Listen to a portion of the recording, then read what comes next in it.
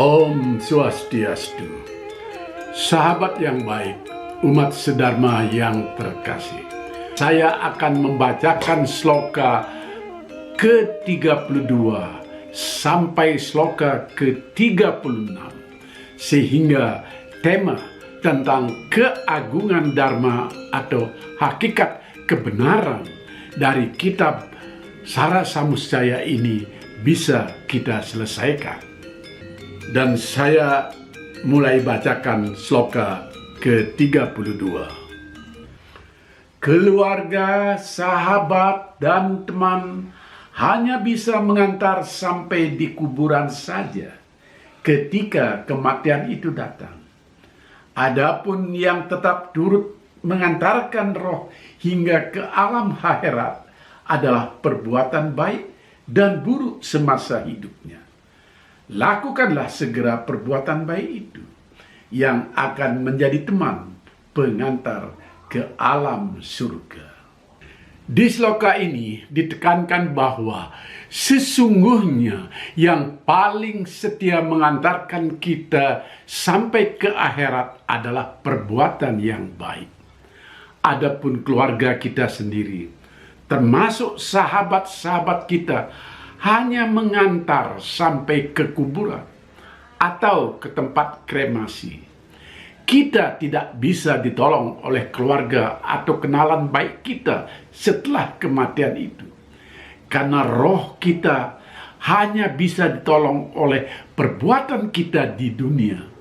Perbuatan baik diantar ke surga. Perbuatan kita yang buruk dibawa ke neraka. Hanya ada dua pilihan.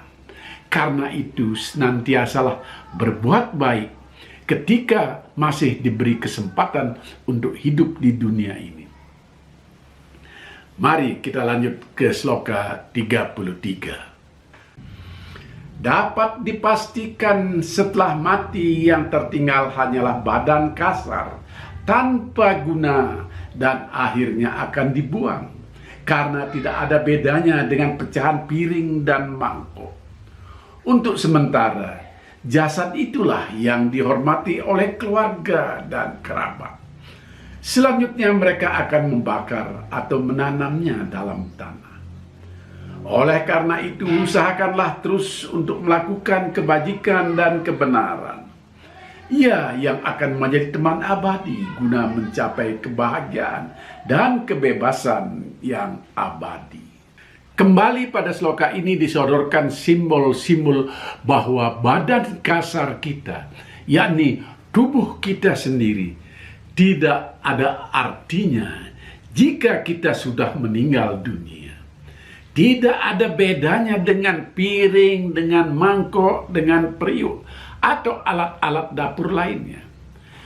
Barang-barang itu hanya dihormati sementara, lalu ditanam di dalam tanah alias dikubur, atau dibakar alias dikremasi. Karena memang badan kasar ini tidak ada gunanya untuk disimpan, karena tidak ada rohnya lagi.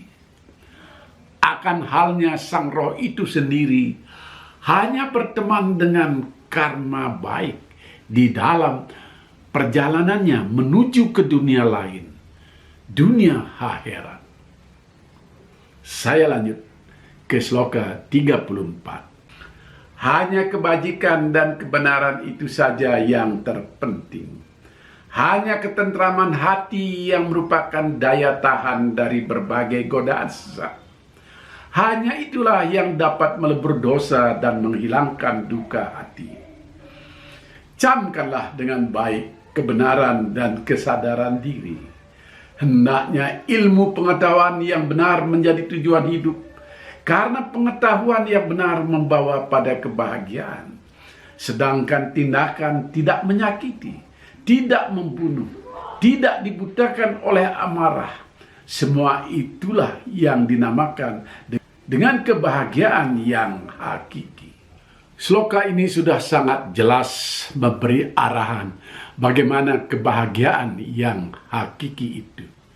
Karena terjemahannya sudah saya berikan improvisasi.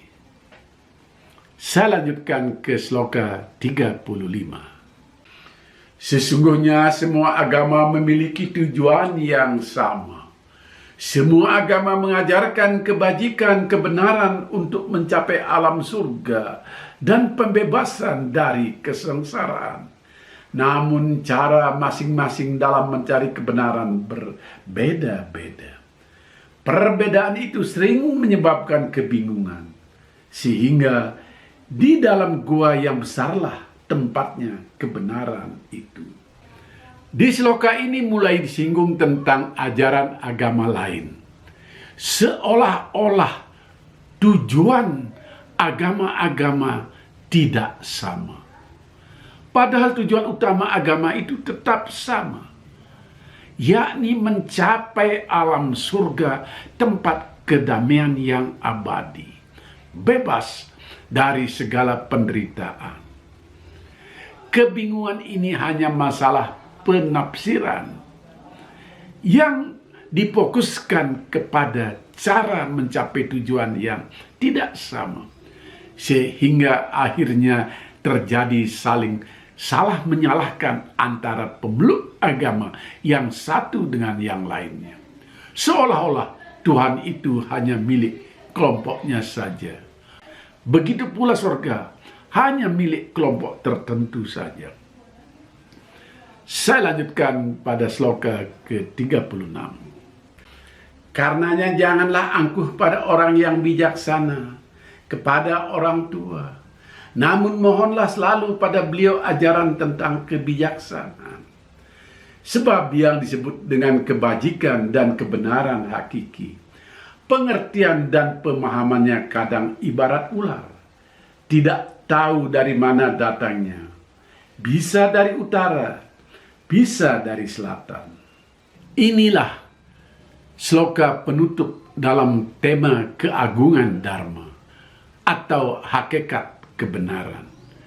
Setelah diuraikan secara panjang hakikat kebenaran itu dan bagaimana hidup berlandaskan Dharma, maka disebutkan betapa pentingnya minta petunjuk atau meminta nasihat kepada orang tua, orang yang lebih bijaksana, orang yang lebih berpengalaman, bagaimana melaksanakan hidup penuh kebajikan di dunia ini.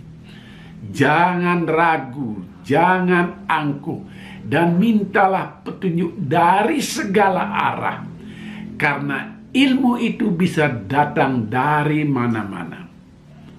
Di banyak kitab-kitab Weda ada dicantumkan, kebenaran itu bukan milik seseorang.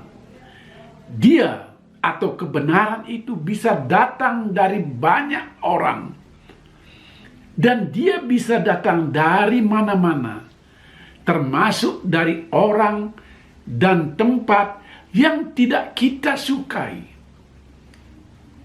Sahabat yang baik, kita jeda sampai di sini, karena kita akan memasuki seri selanjutnya dengan tema perihal sumber Dharma. Di sloka ini nanti kita akan bertemu kitab-kitab apa saja yang menjadi rujukan penting dalam melaksanakan ajaran Dharma itu. Sampai jumpa, semoga ada manfaatnya. Rahayu, Om Santi Santi.